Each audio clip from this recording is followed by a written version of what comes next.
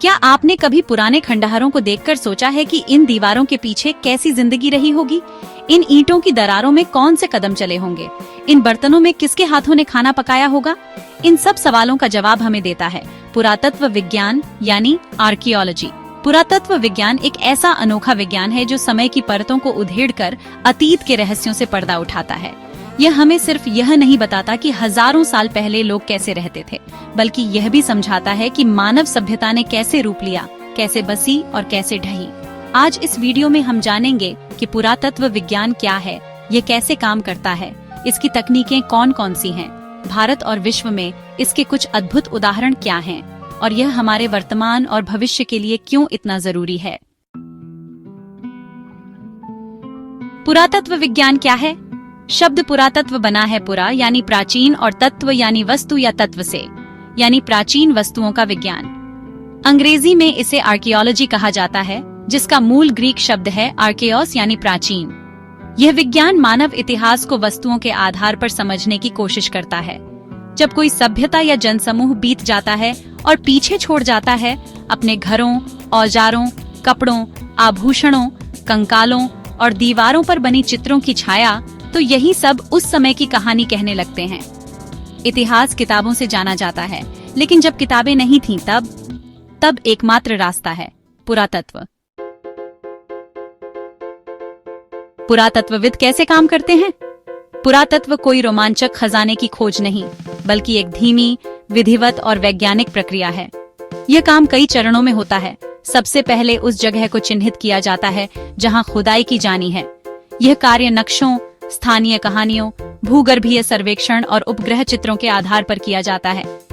एक बार स्थान तय हो जाए तो एक पूरी टीम जमीन की खुदाई करती है। परत दर परत मिट्टी हटाई जाती है और हर चीज को उस परत के संदर्भ में रिकॉर्ड किया जाता है। हर परत जमीन में एक टाइमलाइन की तरह होती है। जैसे जैसे हम नीचे जाते हैं, समय में पीछे जाते हैं। जो कुछ भी खुदाई में प्राप्त होता है, जैसे बर्तन, हड्डियां, औजार, सिक्के, उनका विश्लेषण किया जाता है। उनकी बनावट, इस्तेमाल के निशान, जगह और परत, ये सब मिलकर उस सभ्यता की जीवन शैली की कहानी कहते हैं। मिली हुई वस्तुओं को प्रयोगशालाओं में ले जाया जाता है, उन्हें साफ किया जाता है, संरक्षित किया जाता है और संग्रहालयों में रखा जाता है। खुदाई में क्या क्या मिलता है? मिट्टी के बर्तन, इनसे यह पता चलता है कि लोग क्या खाते थे, खाना कैसे बनता था और सामाजिक वर्ग कैसे थे।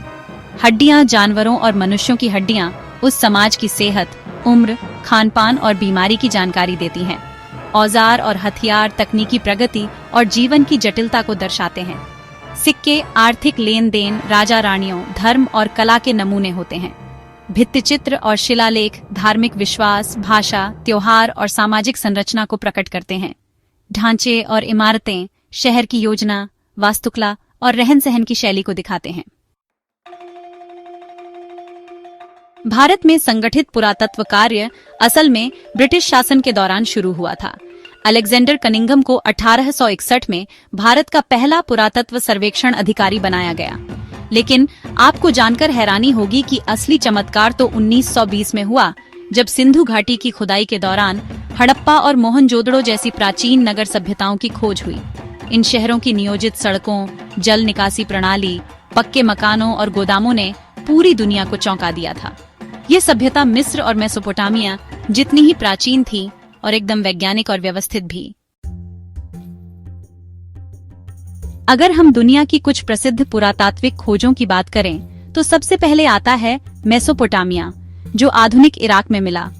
यह सभ्यता हमें दुनिया की पहली लेखन प्रणाली, जिगुरात मंदिरों और कृषि की शुरुआत की जानकारी देती है। फिर है मिस्र की मम्मी और पिरामिड।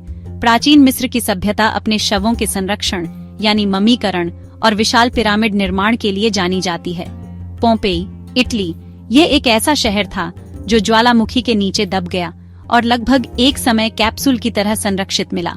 माचू पिचू, पेरू, इनका सभ्यता का पहाड़ी शहर जो हजारों साल बाद भी मजबूती से खड़ा है। वाकई ये खोजें इंसान की जिज्ञासा और मेहनत का अद्भुत उदाहरण हैं। आज के समय में पुरातत्व अब केवल खुदाई तक सीमित नहीं रह गया है। अब इसमें आधुनिक विज्ञान और तकनीक की मदद ली जाती है।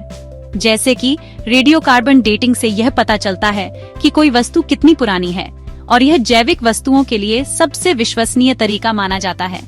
फिर है ग्राउंड पेनिट्रेटिंग रडार, जिससे जमीन के नीचे के ढांचे बिना खुदाई किए ही पहचाने जा सकते हैं। डीएनए विश्लेषण भी बेहद खास है। हड्डियों से डीएनए निकालकर यह समझा जाता है कि वह व्यक्ति कहां से आया था, उसका खान पान क्या था और उसे कौन सी बीमारियां थीं।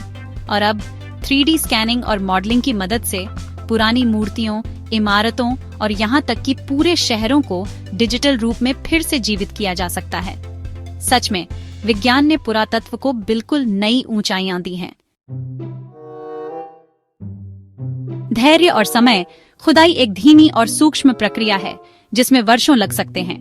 राजनीतिक हस्तक्षेप, कई ऐतिहासिक स्थल विवादों में घिरे होते हैं जिससे शोध बाधित होता है। जलवायु और क्षरण गर्मी, वर्षा, हवा और नमी से अवशेष नष्ट हो सकते हैं। गलत व्याख्या, कभी कभी वस्तु को गलत समय या संदर्भ में रखा जाता है जिससे इतिहास का स्वरूप बदल सकता है। पुरातत्व सिर्फ अतीत की जानकारी नहीं देता, यह हमारी पहचान बनाता है। यह बताता है कि हम कहां से आए हैं और कैसे विकसित हुए हैं।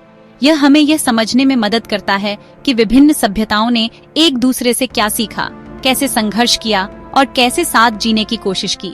यह राष्ट्रों की सांस्कृतिक विरासत को संरक्षित करता है और भावी पीढ़ियों को उनके इतिहास से जोड़ता है। पुरातत्व विज्ञान एक सेतु है वर्तमान और अतीत के बीच।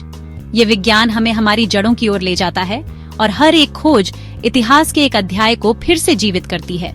तो अगली बार जब आप किसी पुराने किले की दीवार को देखें, किसी खंडहर को निहारें या किसी संग्रहालय में रखा बर्तन देखें, तो याद रखिए कि वो सिर्फ चीजें नहीं बल्कि हमारे इतिहास की सांसें हैं। और यही है पुरातत्व विज्ञान, इतिहास को जिंदा करने की तकनीक।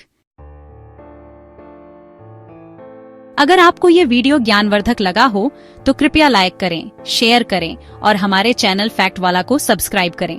आपकी कोई पसंदीदा पुरातात्विक खोज क्या है? नीचे कमेंट में जरूर बताएं।